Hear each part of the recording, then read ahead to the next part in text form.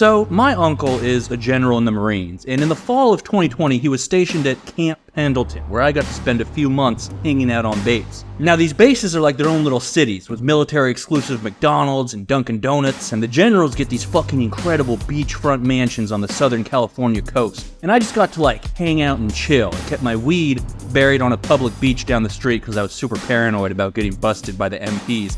So I'm always going back and forth from base to get high, and in the interim, I'd shoot the shit with the grunts manning the entrance. We'd discuss in great detail the differences between hotcakes and flapjacks, or what made Riley Reid's cheeks so erotic, and sometimes even which Halo was the best in the series. I was always struck by how all the Marines were just like regular guys, how so many of them were younger than me, by how many of them were in fact hot-ass chicks. My uncle and I would get drunk and play golf, come home, get more drunk, and play Tiger Woods golf on the Xbox. We'd watch classic war movies and old TV shows about the British Navy.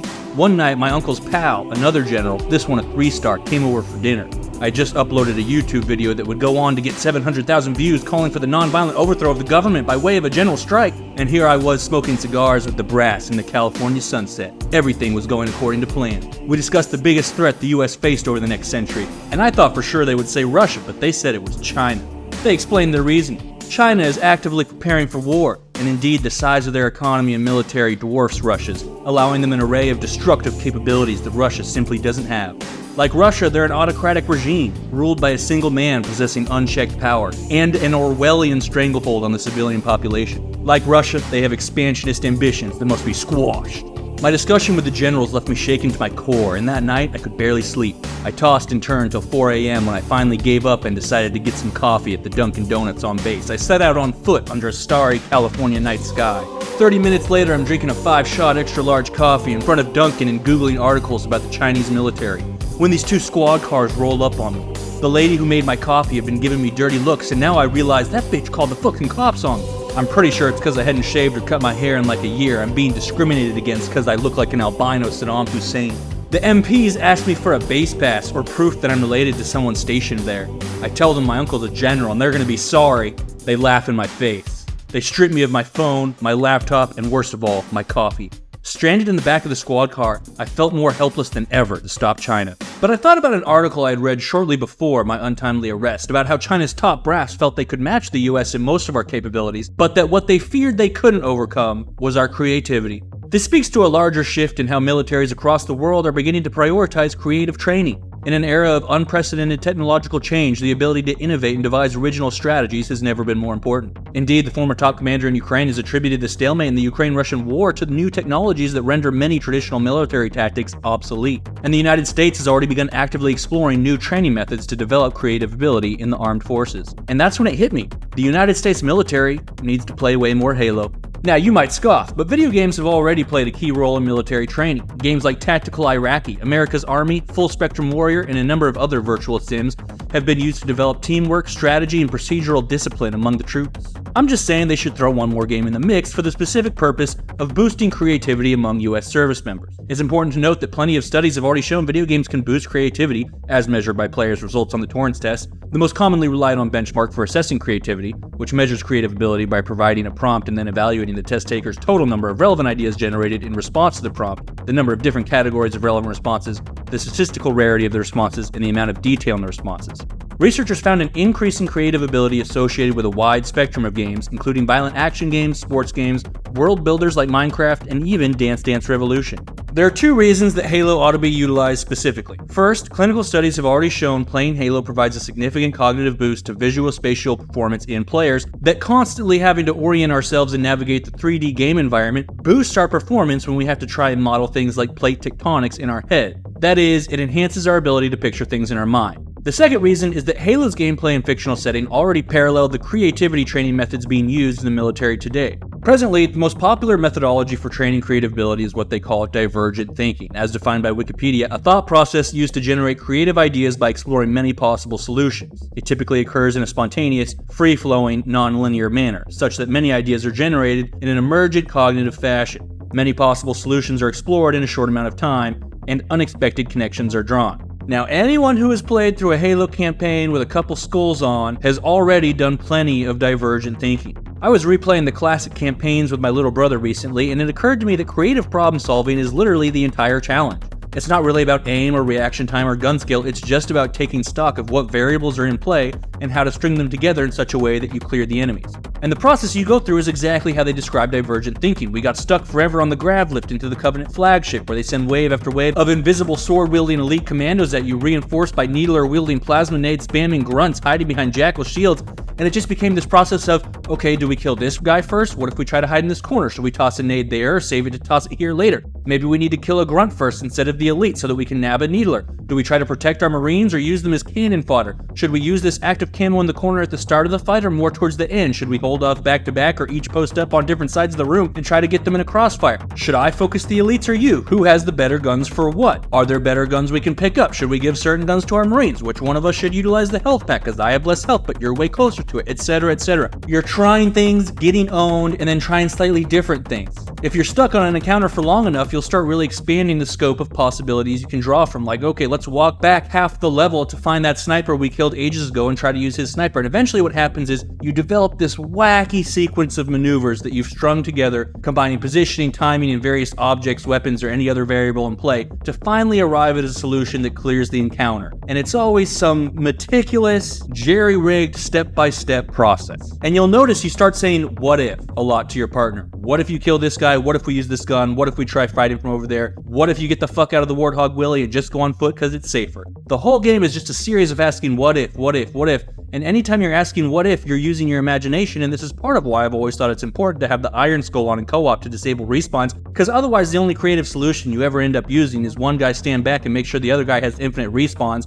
It totally neuters the experience. This kind of divergent thinking is utilized in the multiplayer as well. If you've ever played One Flag on fucking Zanzibar, you know how creative you have to get sometimes. The enemy team is holed up around their flag, spawning on it in this dope-ass base fortified like it's fucking Waco. Your team is seemingly comprised of a handful of 13-year-olds who've gone into their parents' liquor cabinet, and to get that flag, you're basically going to rapidly attempt as many creative plans as you can fit in the 2 minutes allotted. Maybe you try to sneak in there with active camo. Maybe you nab it while the bad guys are distracted fighting your friends and run out the front door and try to escape on the hog. Maybe you sneak in and lower that gate and drive the whole ass hog in there and drive away with it. Or you sneak it upstairs while everyone is fighting the hog, and in the interim you're using equipment, depending on the year, smoke grenades and shield generators, or leaving anti-vehicle mines along the route of your intended escape. You're mixing and matching and stringing together possible solutions in an environment where the solution is never a fixed result because the enemy's tactics are never uniform. They are making it up as they go too, and this kind of dynamic thinking will play out across most objective game modes. On a smaller scale, you'll often use this kind of creativity in the moment-to-moment combat with another player. When you're being chased up a tower by 2 red dots on your minimap and you drop a nade at your feet for one guy to run into, and then you jump backward off the ramp and melee one guy in the back for the kill, and then melee the other guy who took your nade to the face for that kill too, but then some guy a distance away saw this go down and he's shooting at you and sprinting towards your position, so you crouch to get off radar, and he walks up there like a dummy and then you fucking melee him in the back too.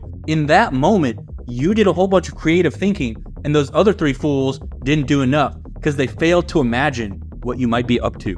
And it's important to remember it's not about what's happening on screen, it's about what's happening in the player's brain. The brain is a muscle, and even if it's a fictional setting, you're still training the brain to utilize and develop the neurological infrastructure involved in exploring potential solutions and generating new ideas. Just like with our actual muscles, lifting weights isn't the same thing as boxing, but boxers still lift a bunch of weights because that extra strength carries over to the boxing ring when they actually got to throw a punch. It's the same idea with neuroplasticity in the brain. When you use a mental process more often, you are running electrical currents through that part of your brain, which stimulates cellular growth, allowing that part of your brain to process more information more effectively in the future. But divergent thinking has in fact been relied on less and less following the emergence of a groundbreaking new creative training technique derived from narrative theory, or narratology, which is the study of narrative and narrative structure and the ways that these affect human perception and cognition. Now, storytelling is mankind's oldest form of communication, and the formal study of storytelling as an educational tool has been going on at least since Aristotle. A growing body of researchers argue that narrative is the central mechanism by which the human mind makes sense of the world. Basically, we understand reality and our role in it by turning it into a story in our heads. Indeed, over the last decade, the US military has utilized fictional storytelling to educate the officer corps on emerging technologies and the potential threats they represent. The 2015 book Ghost Fleet, which depicts a realistic imagining of World War III, had such an impact on senior military staff that they named their new experimental unmanned vessel program Ghost Fleet Overlord, and contracted the book's authors, 2 think tank military scholars, to work with the military to develop stronger educational methods for assessing new technologies in hypothetical matchups. The contractors would go on to name their new company Useful Fiction and describe their work as, and I quote, the deliberate blend of nonfiction with narrative communication techniques, which is now known in the military as FICINT, or fictional intelligence. Military experts came to view fictional settings as an ideal format for understanding the potential impact of technologies that have no real-world precedent to draw lessons from. As retired Admiral John Richardson would put it, how do we have our Pearl Harbor moment without actually having a Pearl Harbor? More pertinently, training exercises specifically for creativity have now been derived from narrative theory, known as narrative thinking, which the US military has incorporated into a creative thinking field guide released in 2021 specifically for the US Officer Corps. This guide is filled with specific instruction and training prompts tailored to boost creative ability. This new narrative training essentially challenges trainees to write a narrative of their own with emphasis on 3 distinct mental exercises. The first, world building, presents trainees with imaginative or original scenarios, tasks the trainee with imagining what kind of world would produce that scenario, and to hypothesize new possibilities for action in the imaginary world. As a simplified example, if presented with a world of flesh-eating zombies, the trainee would have to explain what kind of events might have led to this phenomenon and how the world would adapt to it. The military's actual prompts present imaginative hacking techniques and how they affect war, or to imagine if modern technologies were available in historical wars, i.e. if Napoleon had an air force. The next exercise, perspective shifting techniques, involve imagining how known characters might behave differently depending on their motivations, i.e. how would Voldemort behave if he was trying to save the world instead of conquering it. And lastly, action generation techniques, which prompts trainees to speculate on unexpected events that could be prompted by the introduction of a new actor into a known environment or by the introduction of a known actor into a new environment. The essential challenge being to imagine what kind of plot would follow if, for example, you put Julius Caesar in charge of the US State Department. Now, the Military Strategic Field Guide is 100 pages long and explores each of these techniques in great detail, utilizing a number of interesting prompts. But after reading through it, I couldn't help but feel that Halo might offer a stronger delivery system for the lessons they're trying to instill in the armed forces. What it comes down to is practical efficiency. Many of the prompts seem to require a significant knowledge base of military history and current geopolitics. Creative prompts about the war tactics of Napoleon and Hannibal, or things like what would the CEO of Pepsi do if they were running the Department of Veterans Affairs? These are worthwhile questions, no doubt, but if the goal is the development of creative ability, they also seem to add a great deal of extraneous and unnecessary difficulty and time consumption.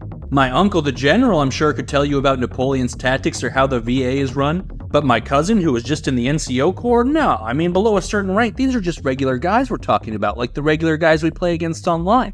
They're in the military for 3 to 5 years. They don't fucking know about Hannibal and all this shit, and I don't think they should necessarily be expected to.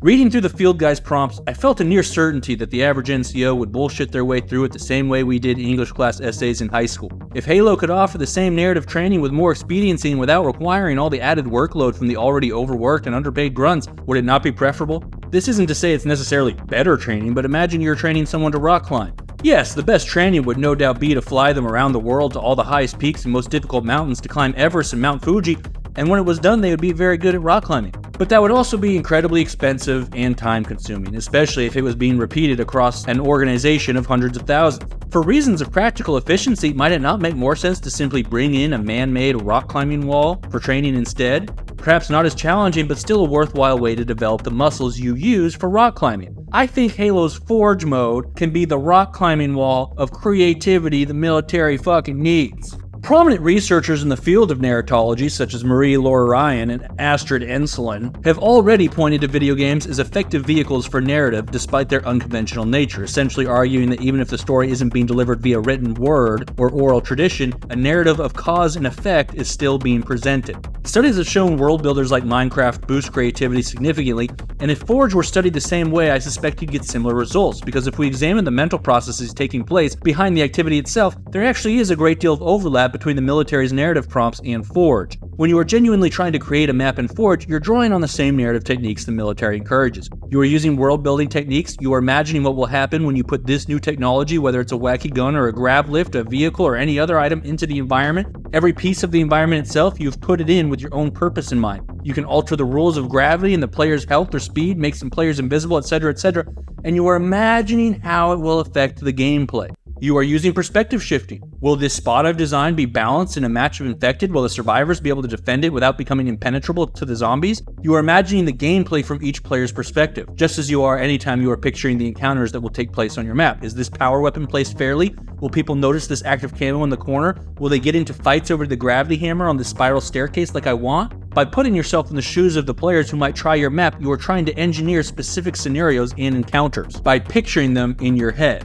which of course is ultimately the third technique, action generation. Every map you make is a story you are telling. What battle happens here? When someone made the sumo game mode back on MCC, where you had invincible warthogs that could only be pushed off the map to their death, that was a story. Someone altered the rules, the mechanics, and built a map to generate a specific kind of in-game action for a specific gameplay experience they wanted to create. And the same is true for every Forge creation. Griffball and Action Sack and Super Fiesta, it's about imagining what kind of gunfights, what kind of wacky scenarios you can generate with the imaginative ways you build that world. It is a different kind of storytelling, not with words, but with action and environment. Another key takeaway from research into creativity is the importance of a positive emotional state. Researchers concluded that our creative ability is tied to our mood, that positive emotions and relaxation boost idea generation significantly. And part of game strength as a creative tool is that they boost those positive emotions and relaxation.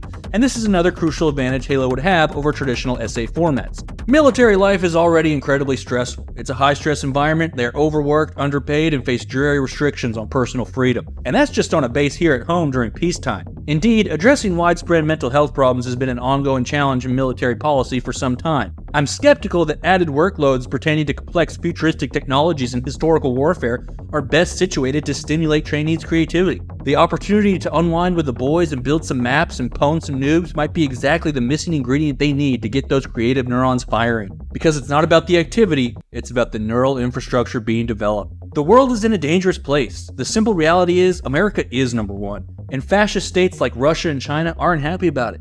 They're determined to tear us down. In a time of rapidly evolving warfare, of drones and cyber attacks, of new forms of international espionage, economic conflict, and new threats in space, it has never been more important that every enlisted man and woman be as prepared as possible to devise creative solutions for unprecedented challenges. Therefore, it is crucial that we explore every possible opportunity for creative development, even things that on their face might seem absurd, like playing Halo. And of course, creative problem solving isn't just something the military needs more of. In a rapidly changing world, the ability to devise imaginative solutions to even mundane day-to-day challenges in civilian life can mean the difference between success and destitution. Adapting to COVID and remote work, finding new kinds of careers and ways to make yourself useful in the age of AI, the single mother with 2 kids and a full-time job, stretching finances and stringing together babysitters, making a relationship work in times of adversity. As a nation, finding policy solutions to complex national challenges while retaining our individual freedoms. All of these things benefit tremendously from our creative ability. To thrive as individuals and achieve prosperity as a nation, perhaps it's time we all started playing a little more Halo.